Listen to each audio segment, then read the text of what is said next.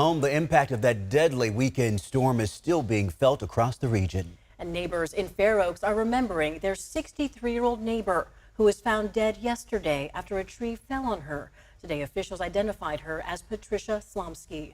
ABC 10's Roxanne Elias joins us live right now on how neighbors are dealing with this loss. Roxanne, this is so heartbreaking. What did they share with you? It is, Laura. Neighbors were noticeably sad today, calling it a horrible tragedy. They describe her, their neighbor, as a nice woman who actually loved to be outside gardening, and they saw very often out there. And they say that they wish they could have done something to prevent this from happening to her. We just stayed hunkered down in the house and stayed warm and dry, totally unaware that Patty was going through such a tragedy.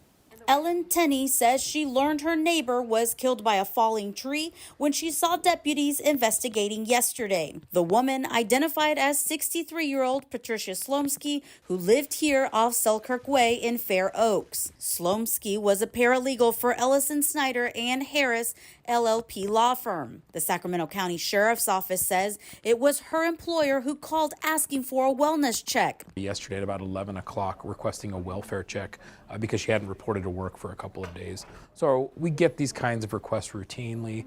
So our deputies did go out there, unfortunately did find her deceased in the backyard. Tenney, who's lived in the neighborhood for almost 3 decades, says the situation is another hit to the community. Patty's housemate passed away the week before Christmas. She was a 87-year-old woman who was ill and then passed away in the hospital.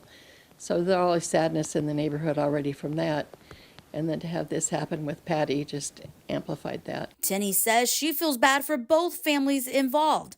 She sends her condolences as she plans to get to know her other neighbors better. It's made me a little more aware that we do need to connect with our neighbors and know more about them and keep in touch better so that we can look out for each other. And we felt like we have a good neighborhood here, but it made me aware of how little I know about them.